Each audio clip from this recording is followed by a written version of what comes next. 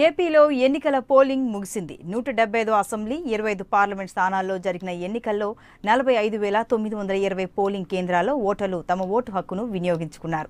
ఈవీఎంలను రాష్ట్ర ఎన్నికల ప్రధాన అధికారి పర్యవేక్షణలో సంబంధిత జిల్లా కేంద్రాల్లోని స్ట్రాంగ్ రూమ్లలో భద్రపరిచి పటిష్ట బందోబస్తును ఏర్పాటు చేశారు. బందోబస్తు ఏర్పాట్లపై రాజకీయ పార్టీల నేతలకు ఎటువంటి అనుమానాలు లేకుండా చేశామంటున్నారు రాష్ట్ర ఎన్నికల ప్రధాన అధికారి గోపాలకృష్ణ ద్వివేది.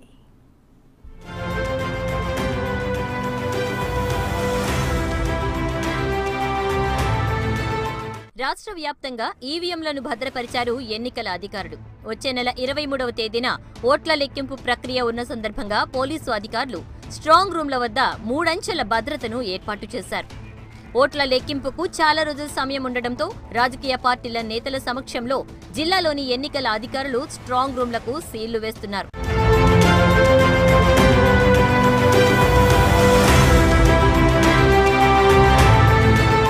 కర్నూలు జిల్లా ఈవీఎంలను అధికారులు జిల్లా కేంద్రంలో భద్రపరిచారు. జిల్లా వ్యాప్తంగా 3,780 పోలింగ్ కేంద్రాలలో ఓటర్లు తమ ఓటు హక్కును వినియోగించుకున్నారు.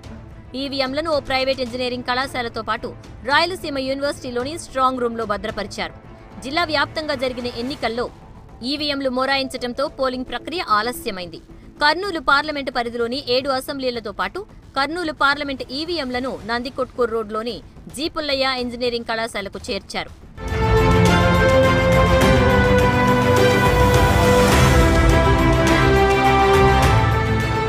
నంద్యాల పార్లమెంటు పరిధిలోని 7 అసెంబ్లీ నియోజకవర్గాలతో పాటు నంద్యాల పార్లమెంటు ఈవీఎంలను రాయలసీమ యూనివర్సిటీలోని స్ట్రాంగ్ రూమ్లో భద్రపరిచారు. స్ట్రాంగ్ రూమ్ వద్ద జిల్లా ఎస్పీ 3 అంచెల భద్రతను ఏర్పాటు చేశారు.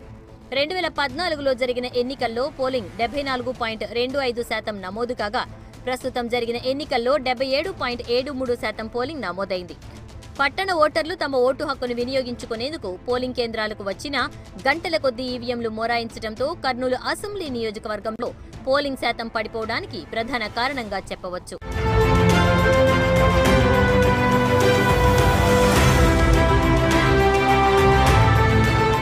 ప్రజా తీర్పు ఈవీఎంలో నిక్షిప్తమైంది. ఓట్ల లెక్కింపు ప్రక్రియకు మరో నెల రోజులకు పైగా గడువు ఉండటంతో ఈవీఎంలను జిల్లా ఎన్నికల అధికారి స్ట్రాంగ్ రూమ్లో భద్రపరిచారు.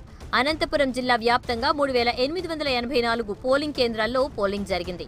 అనంతపురం, హిందూపురం పార్లమెంటు పరిధిలోని పోలింగ్ కేంద్రాల వారీగా ఈవీఎంలను వేరువేరు స్ట్రాంగ్ రూమ్లో భద్రపరిచారు. పోలీసు బందోబస్తుతో పాటు సీసీ కెమెరాల నిఘా నీడలో స్ట్రాంగ్ రూమ్ల వద్ద భద్రతను పెంచారు.